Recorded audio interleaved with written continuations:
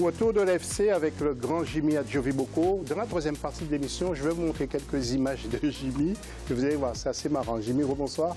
Bonsoir. Nous avons avec nous nos éditos, Saïd Afizi et bien sûr Roger Itoto. Et nos réseaux sociaux tout de suite.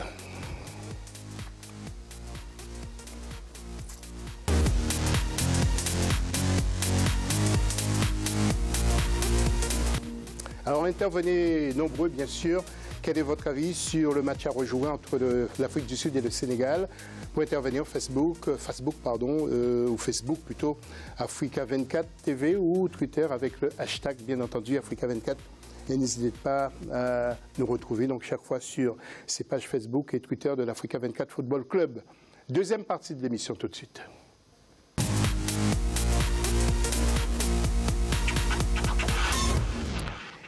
Et un petit sujet avant de débattre.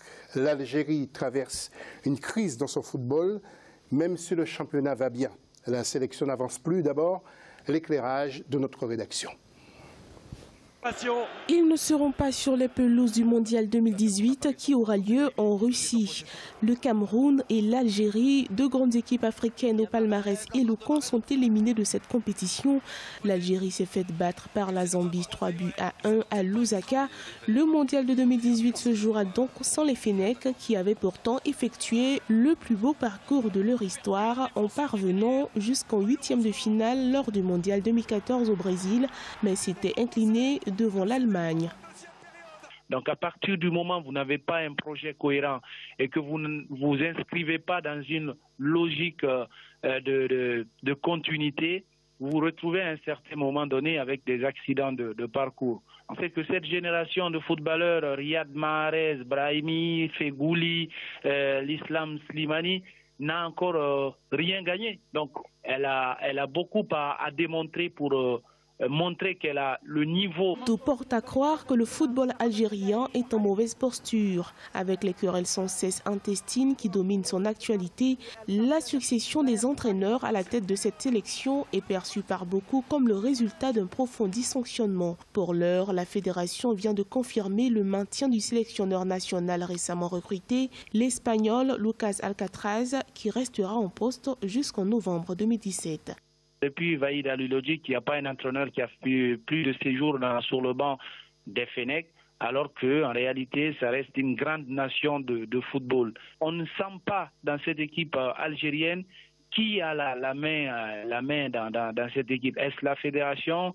Est-ce l'entraîneur ou les cadres de l'équipe? Donc il y a énormément de problèmes. Je pense que le changement d'entraîneur est à la base réellement du retard de cette équipe, alors que si vous avez les meilleurs joueurs du monde, si vous ne formez pas un collectif, vous ne pouvez pas être performant. La place du football algérien est à reconquérir sur la scène internationale. On rappelle, l'Algérie doit affronter le 7 octobre à Yaoundé le Cameroun. Un match sans enjeu puisque les Lions indomptables n'ont également plus aucune chance de se qualifier. Il faut aussi noter que l'Algérie a participé aux mondiaux de 2010 et de 2014. Et qui va devoir résister à ce corner au deuxième. Dans quelques secondes, nous allons revenir sur le plateau avec notre invité, nos deux éditorialistes. Mais jetez un coup d'œil sur le tableau du groupe B des éliminatoires de cette Coupe du Monde 2018 en Russie. Vous allez voir donc que l'Algérie est à la dernière place, mais c'est incroyable, avec seulement un point, juste derrière le Cameroun. Et puis le Nigeria, qui est à la première place avec 10 points entraînés par Gernot Rohr. Et deuxième, la Gambie. Bien entendu, nous allons ouvrir le débat après ceci.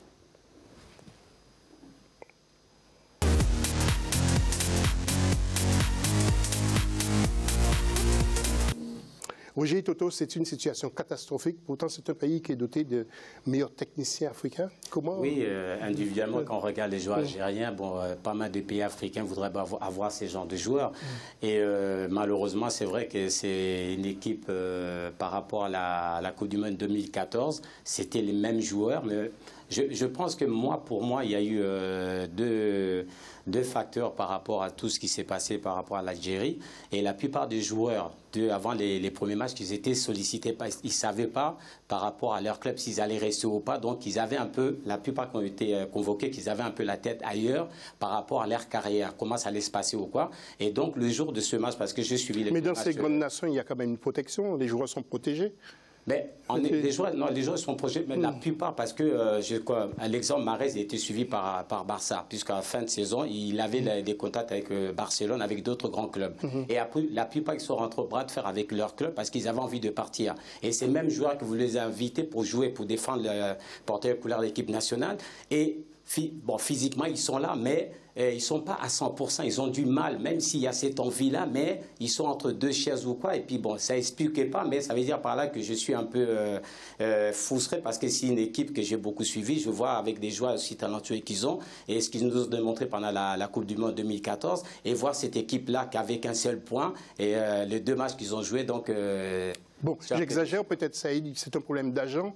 Ils n'ont pas de bons agents pour négocier avant de partir comme ça jouer en sélection.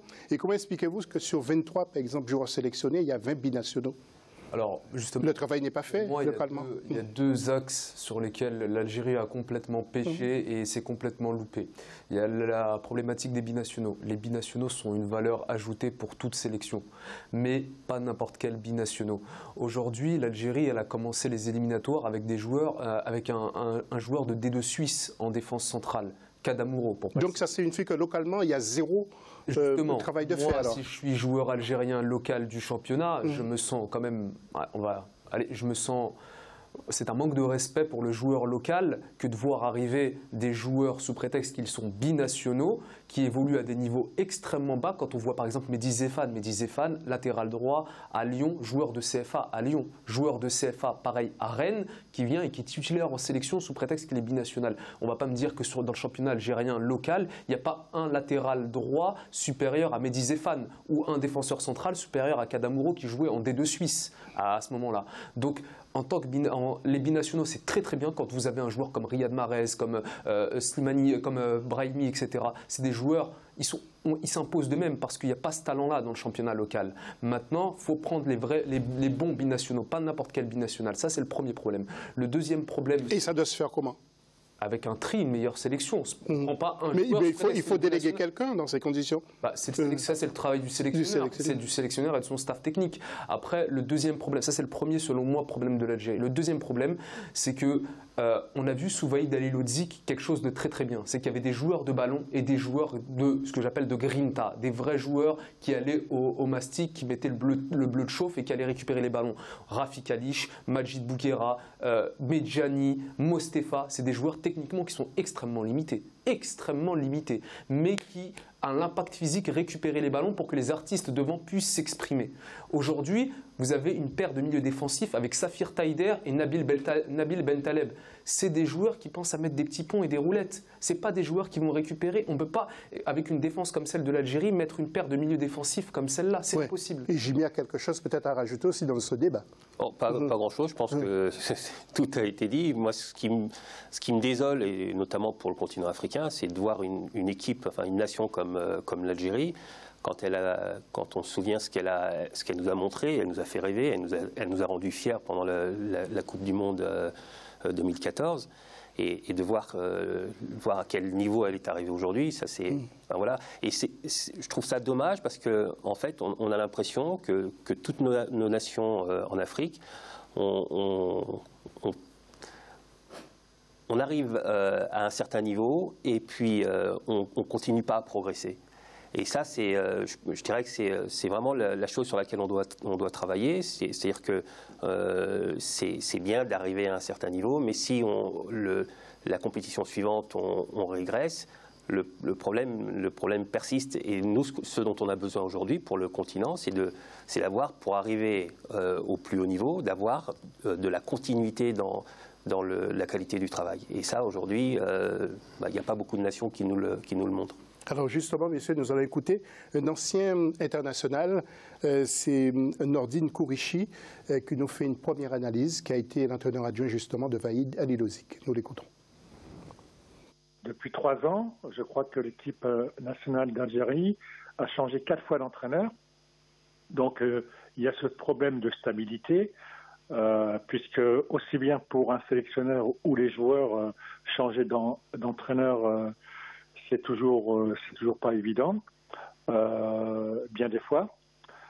Mais là, ce qui s'est passé, c'est que depuis 3 ans, cette équipe a perdu son identité de jeu. C'est pas que on y était, nous, en 2014 au Brésil, mais on avait au Brésil, on avait une conception de jeu, on avait une animation offensive où on était dangereux, on marquait beaucoup de buts, et petit à petit, avec tous les remplacements de postes, que ce soit des joueurs ou que ce soit surtout des entraîneurs, et ben, cette équipe s'est dégradée. Et restons encore avec, avant de passer la parole sur le plateau, restons encore un peu avec Nordine Kourichi. Nordine, quelles sont les solutions maintenant pour cette sélection des Fennecs? L'Algérie devrait commencer à comprendre que en ayant 40 millions d'Algériens en Algérie, l'avenir se situe au niveau des jeunes en Algérie. Le problème, c'est qu'il n'y a pas de formation en Algérie. Regardez l'effectif de l'équipe d'Algérie. Sur les 23 joueurs, il y a 20 binationales. Donc, ça dit que la formation française, elle est de bonne qualité. La preuve, puisqu'avec ces binationaux, on a des joueurs de qualité. Mais en Algérie, on pourrait faire de la formation. On ne le fait pas. Suite du débat, avant de passer à une image, Roger, vous voulez dire quelque chose? Oui, par rapport à ce qu'il a dit Nordine Kourichi, je voulais soulever parce qu'on parlait de l'équipe d'Algérie en 2014 avec Vaïd comme entraîneur. Vaïd, c'était beaucoup un groupe très solide, très solide. Donc ce groupe-là, ils se battaient les uns pour les autres. On le voyait, l'équipe algérienne a été difficile à bousculer. Et cette équipe a été loin parce que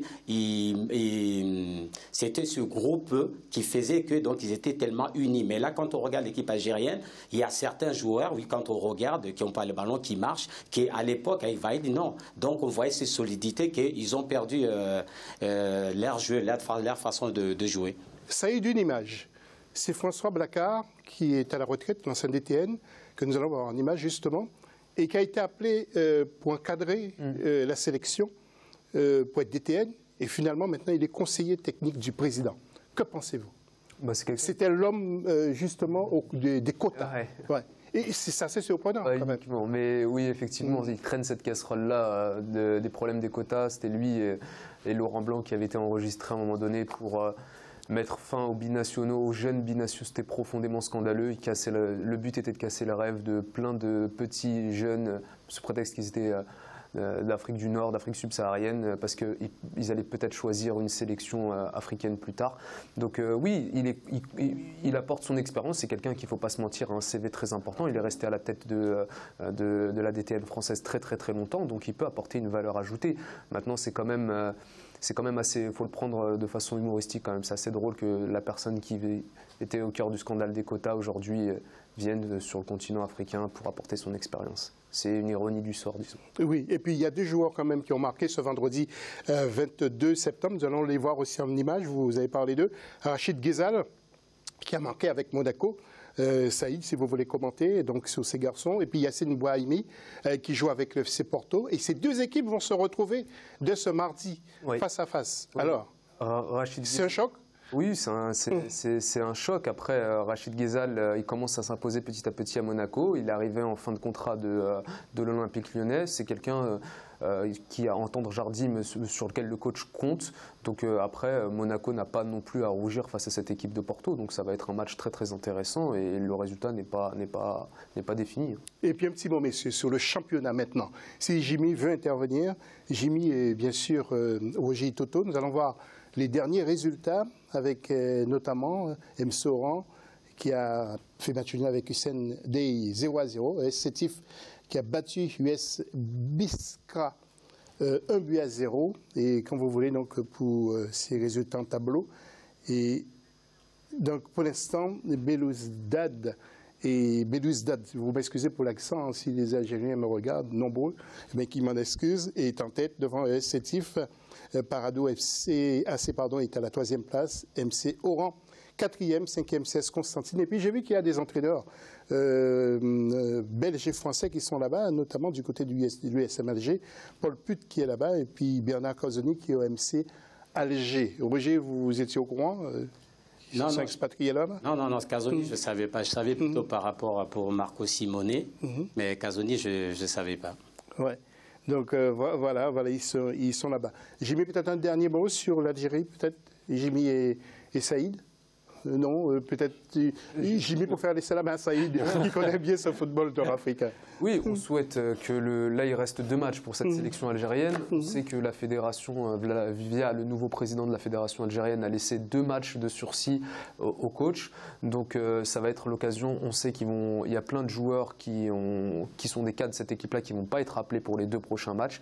Donc ça va laisser le champ libre justement pour voir de nouvelles têtes et voir un peu plus d'envie et d'impact dans cette équipe-là. Donc j'espère vraiment qu'ils vont se ressaisir, même s'ils sont éliminés, de se ressaisir et montrer un beau visage de cette équipe algérienne-là pour faire plaisir au moins à leurs supporters sur les 2 derniers matchs. Merci Saïd. Et puis tout autre sujet avec la 6e édition de la CAN Maracana qui se déroulera au Mali du 16 au 23 octobre 2017 au Palais des Sports de l'ACI 2000 à Bamako où Mohamed Traoré devrait être présent. Le président de la fédération, l'ivoirien M. Blou Charlemagne, était dans nos locaux et nous explique comment les choses se préparent. Nous l'écoutons. Ça se présente très bien. Vous savez que le Mali a été en proie ces temps-ci. Il y a beaucoup de violences sociales au niveau politique, au niveau sociologique. On parle de djihadistes à gauche, à droite. Mais tout ceci n'a pas découragé la Fédération internationale de Maracana, association qui, depuis l'année dernière, a maintenu la destination de Bamako, justement pour l'organisation et l'accueil de ces milliers de Maracaniers qui viendront de 3 continents, européens, américains et africains. Et puis, quelques images encore. Le Ghana, vainqueur de la Coupe UFOA, c'était au Ghana face au Nigeria, 4-1 sous les yeux du président de la CAF, M. Ahmad Ahmad. Le Niger prend la 3e place. Et puis, le comité exécutif de la CAF, qui s'est tenu le samedi 23 à Accra, a rendu ses décisions. L'organisation du CHAN 2018 a été retirée au Kenya. Quant à la CAN 2019, déjà attribuée au Cameroun, un cabinet d'audit évaluera l'avancée des infrastructures avant de se prononcer. Le Cameroun est en sursis. Et puis, tiens, c'est l'Égypte, le Caire. On laisse les images, s'il vous plaît. À noter également que 14 personnes présentées à la justice égyptienne ont été condamnées ce dimanche, dont 2 à perpétuité suite aux incidents entre supporters lors du match Zamalek contre Al Ahly en 2015. 12 autres personnes prévenues donc, ont écopé de peines de prison ferme allant de 2 à 10 ans. Mais il faut quand même signaler bien que les condamnés ont la possibilité de faire appel, justement, de saisir la Cour de cassation pour réétudier justement leur procès. Fin de la 2e partie de cette émission. On se retrouve tout à l'heure pour la 3e et dernière partie.